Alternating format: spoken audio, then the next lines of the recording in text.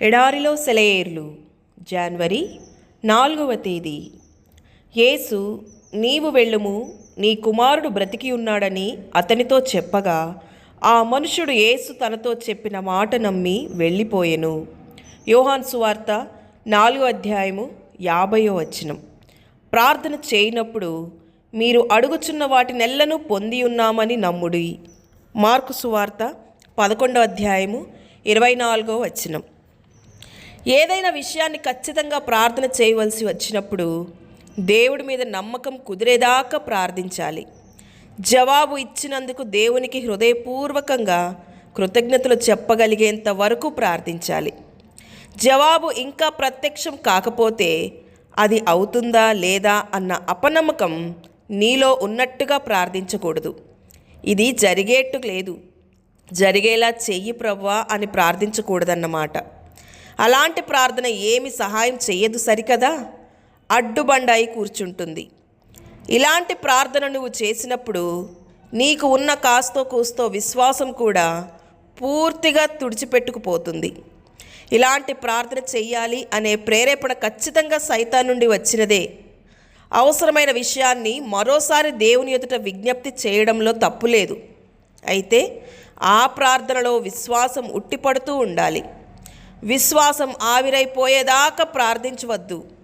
జవాబు కోసం కనిపెడుతున్నాను, నీ మీద నమ్మకంతో ఉన్నాను, నీ నుండి రాబోతున్న ఆ జవాబు కొరకు వందనాలంటూ ప్రార్థించాలి. జవాబు వస్తుందని తెలిసి దానికోసం స్తోత్రాలు చెల్లించడం కన్నా గట్టి విశ్వాసం వేరేదేదీ లేదు.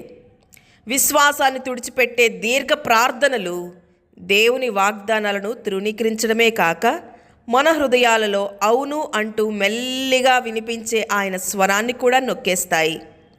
ఇలాంటి ప్రార్థనలు హృదయంలోని అల్లకల్లోలాన్ని తెలియజేస్తాయి. అల్లకల్లోలానికి కారణం జవాబు రాదన్న అపనమ్మకమే. విశ్వాసమైన మనం, అంటే విశ్వాసం ఉన్న మనం ఆ విశ్రాంతిలో ప్రవేశించుచున్నాము. హెబ్రీలకు రాసిన పత్రిక 4వ అధ్యాయము 3వ వచనం.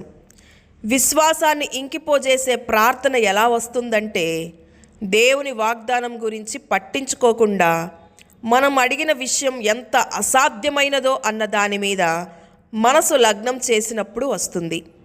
అబ్రహాము తన శరీరము మృతతుల్యమైనట్టు భావించెను గాని అవిశ్వాసం వలన వాగ్దానమును గురించి సందేహించలేదు.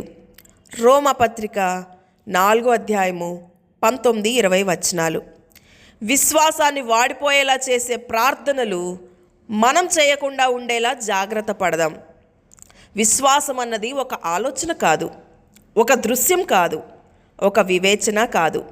దేవుడి మాటను ఉన్నదున్నట్టుగా నమ్మడమే. ఆందోళన ఎప్పుడు మొలకెత్తుతుందో విశ్వాసం అప్పుడే వాడిపోతుంది. నిజమైన విశ్వాసం పుట్టడమే ఆందోళనకి స్వస్తి. అన్నీ చక్కగా అమరుతూ ఉంటే నువ్వు విశ్వాసాన్ని ఎప్పుడూ నేర్చుకోలేవు. నిశ్శబ్దమైన వేళల్లో దేవుడు తన వాగ్దానాలను మనకిస్తాడు. గంభీరమైన కృపగల మాటలతో మనతో తన నిబంధనను స్థాపిస్తాడు.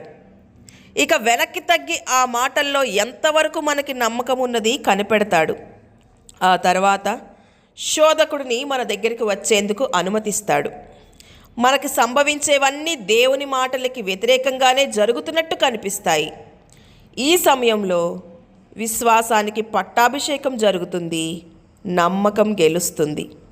ఇప్పుడైతే మనం చెలరేగే తుఫానులో మన సాటి వాళ్ళంతా భయంతో వణికిపోతున్న వేళ జయోత్సాహంతో కేక పెట్టాలి.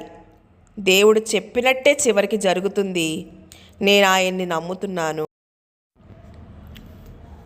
దినకరుడు జీవించినంత కాలం, నక్షత్రాలు ప్రకాశించినంత కాలం మరణంలోనూ మనుగడలోనూ విశ్వసించండి. ఆయన జ్ఞానహస్తాలే మనల్ని నడిపిస్తాయి. చీకటి దారైన దివ్య సంకల్పపు దివ్యలు వెలుగుతుంటాయి. దేవుడి మాటలను దీవించునుగాక. ఆమేన్.